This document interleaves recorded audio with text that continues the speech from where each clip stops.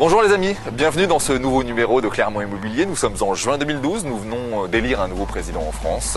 Moi je vous emmène voir un autre président qui vient d'arriver. Il s'agit de Jean-François Buet, qui est le nouveau patron de la FNAIM. Il vient d'être élu à plus de 85% des suffrages, on peut parler de plébiscite. Ensemble, nous allons évoquer les contours de la FNAIM, ce qu'est la FNAIM, comment le différencier de réseau d'agences immobilières.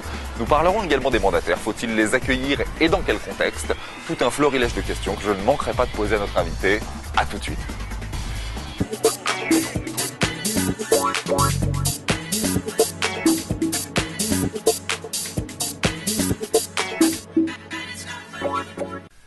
Salut les amis, un nouveau numéro de Clermont Immobilier. Aujourd'hui, je me trouve avec Jean-François Buet, qui est le nouveau patron de la FNAIM. Ensemble, nous allons aborder beaucoup de sujets sur l'immobilier. Merci de nous recevoir, Jean-François. Merci. Première question rituelle dans l'émission. Pour plus de clarté et de simplicité, accepteriez-vous qu'on se tutoie pendant cet entretien? Avec plaisir, Olivier. Super, formidable. Bon, alors Jean-François, je le disais, tu as été élu récemment à plus de 88% des suffrages. On ne peut pas parler d'une élection, mais là plus d'un plébiscite. C'était quasiment l'unanimité. Je le disais également dans mon accroche, tu es un nouveau président. Un ancien président de la République nous a quittés, en tout cas la présidence, et il avait pour objectif de rendre 70% des Français propriétaires. Aujourd'hui, pari réussi ou pas? Non, la France est restée à son niveau d'environ 58% de propriétaires. Bon, il y a encore un peu de boulot là-dessus alors. Oui, mais est-ce que c'est un objectif souhaitable? Là, on pourrait aussi en parler. Pourquoi pas, pourquoi pas. Alors justement, moi ce qui m'intéresse, c'est vraiment de parler de la FNAIM, dont tu viens de prendre la tête. Pas mal de gens ne comprennent plus bien ce qu'est la FNAIM. Est-ce un syndicat, une fédération? Est-ce une marque immobilière? Tu en as pris la tête pour ton mandat. Qu'est-ce que tu comptes en faire? Et est-ce que tu peux nous redessiner les contours de cette organisation? Oui, bien sûr. Alors, c'est une fédération de syndicats. Dans chaque département en France ou région, il y a une chambre FNAIM qui doit regrouper la plupart des professionnels de l'immobilier pour leur apporter des services, des outils et des moyens. Et la fédération regroupe tout cela. La fédération doit apporter surtout de la formation, des imprimés, un service juridique, des logiciels informatiques, donc un certain nombre d'outils qui sont vraiment des outils de base que tout agent immobilier doit utiliser, dont il a besoin, après qu'il soit franchisé ou pas, auprès d'une marque qui est là, une marque avec une vraie connotation. D'accord, ok, très bien, j'ai bien compris. Alors, une question qu'on nous pose souvent et qui fait tâche, qui a fait beaucoup de débats ces derniers temps, c'est la question des mandataires immobiliers. Alors, ils sont arrivés, on pourrait citer quelques marques, Optimum, Capi ou plein d'autres qui viennent. On dit qu'il se crée une marque par mois de mandataires immobiliers. Ma question est simple, c'est est-ce qu'il faut les accueillir? Dans quelle mesure et dans quel contexte? Alors, les mandataires indépendants, ça existe en fait depuis déjà un certain temps. Il y a beaucoup d'agences immobilières qui font recours à soit des négociateurs salariés, soit ce qu'on appelle des agents commerciaux. Certaines agences ont développé un système où ils ne prennent que des agents commerciaux à grand nombre. Justement, ceux qu'on vient de citer, et qui, d'un endroit spécifique en France, où ils ont juste des bureaux, ont des négociateurs qui ont un statut d'indépendant, d'agent commercial, qui s'appelle mandataire, et qui sont partout en France. Donc, la question, c'est déjà, est-ce que c'est conforme à la loi? Alors, certains considèrent que c'est un peu un détournement de la loi et que c'est créer des pseudo-sous-agents immobiliers partout en France avec une seule carte qui est à 500 ou 800 km. Pour être clair, c'est exactement ce qui est reproché. Voilà, c'est pour être clair, c'est ce qui est reproché. En fait, je crois qu'il y a une évolution du schéma économique par rapport à une attente du consommateur. Voilà. Le consommateur aujourd'hui, il veut pouvoir acheter, vendre, louer son logement et il attend qu'il ait un professionnel en face de lui qui réponde à son attente. Alors après que le professionnel il ait un statut de salarié ou non, le consommateur, ça n'intéresse pas. La seule chose qui intéresse le consommateur, c'est la compétence du professionnel qui est en face.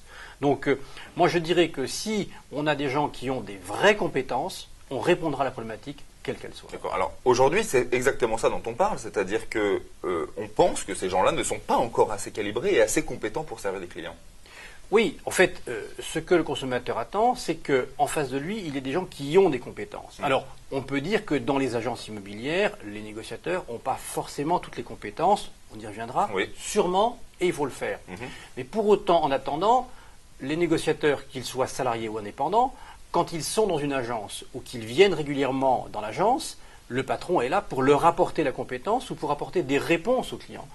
Et le client qui a un grief, il peut très bien venir frapper la porte de l'agence, alors que si le patron du mandataire il est à 800 km, c'est beaucoup plus compliqué. C'est ça. Ben justement, on y vient.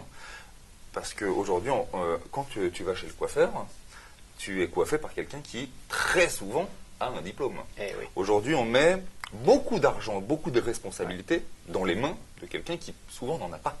Qui n'a pas été formé pour ça, on le voit, on en parlait un petit peu sur les formations, c'est un petit peu calamiteux. Donc aujourd'hui, quelle est la différence entre un agent immobilier mandataire qu'on a attrapé et effectivement, si ta carte est à 800 km, est-ce vraiment un frein, si ce n'est que pour la responsabilité? Mais en fait, on est à un niveau de formation qui est à peu près égal. Oui, alors justement... Il faut diplômer les négociateurs. Tu as dit tout à l'heure un agent immobilier mandataire. Et tu vois, voilà, ça participe à l'amalgame. Je veux dire que l'une des missions de la fédération, et que je veux vraiment m'accaparer, c'est que on fasse bien le distinguo des termes. C'est-à-dire que un coiffeur patron, c'est pas l'apprenti coiffeuse.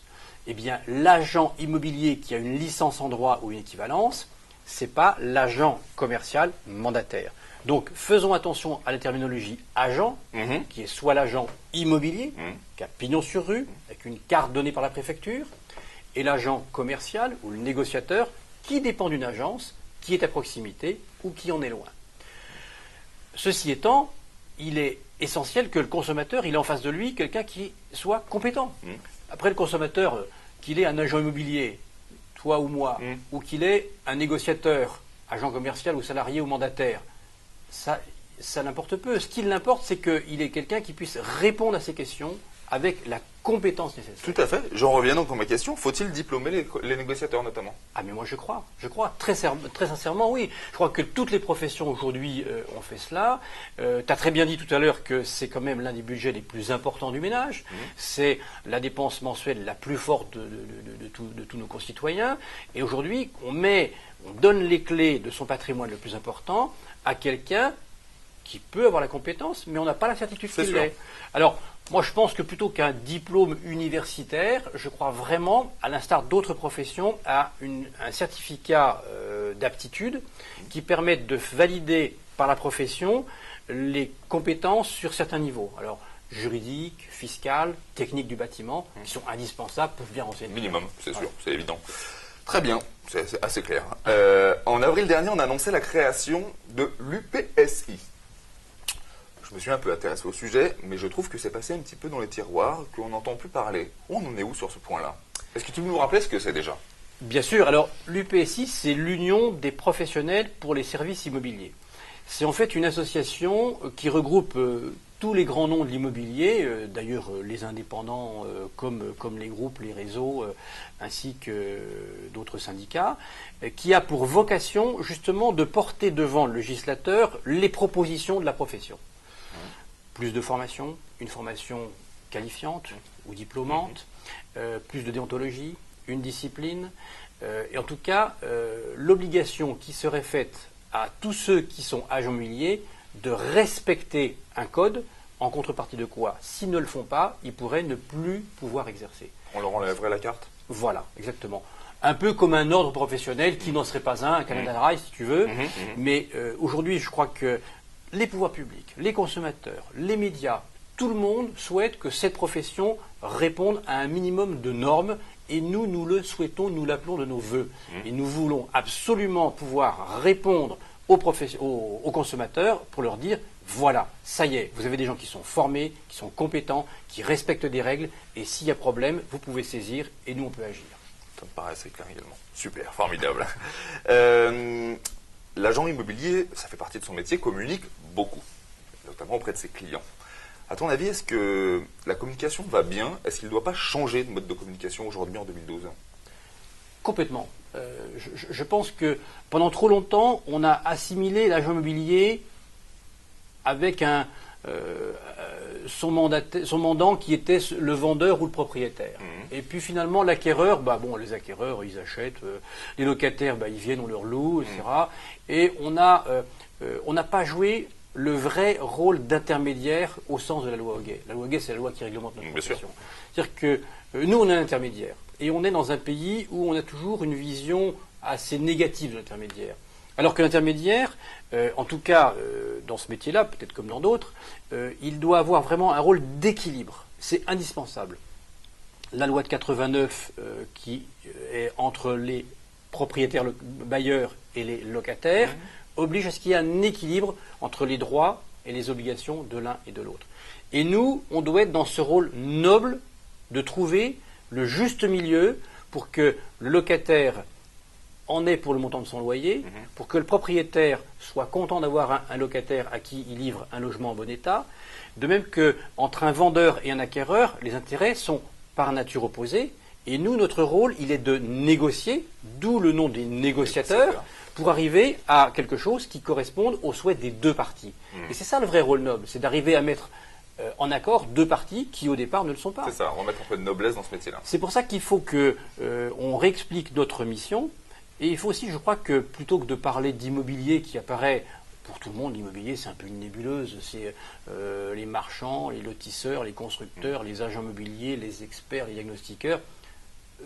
Nous, on est quand même très souvent, à part mes confrères qui font de la location de saisonnière ou de l'entreprise, on est quand même très souvent sur le logement. C'est-à-dire qu'on a tous, moi c'est 27 ans que j'exerce, on a tous des histoires où on a logé des gens qui étaient dans des situations difficiles qu'on a aidés, ou des gens qui ont eu des histoires drôles liées à leur logement, et on ne peut pas faire un dîner avec des copains le vendredi ou le samedi soir sans qu'on dise « Ah, j'ai visité un appartement, moi je recherche un truc ». Donc il y a beaucoup de sensibilité et il y a plein d'histoires autour de ça. Donc appelons les choses par leur nom. Nous, on est chargé de trouver une solution logement pour nos concitoyens qui viennent nous voir. Très bien, formidable. Alors, justement, tu m'emmènes sur un sujet, tu parlais des loyers. Alors là, c'est le gros débat en ce moment, l'encadrement des loyers. Alors, je sais que tu as déjà pas mal répondu, je voudrais t'entendre là-dessus, mais plus précisément, est-ce que tu as déjà commencé des actions auprès de Madame le Ministre là-dessus, et qu'est-ce qui va se passer dans les prochains jours ou dans les prochaines semaines là-dessus, sur l'encadrement des loyers donc. Alors, on attend un décret qui doit être pris en Conseil d'État.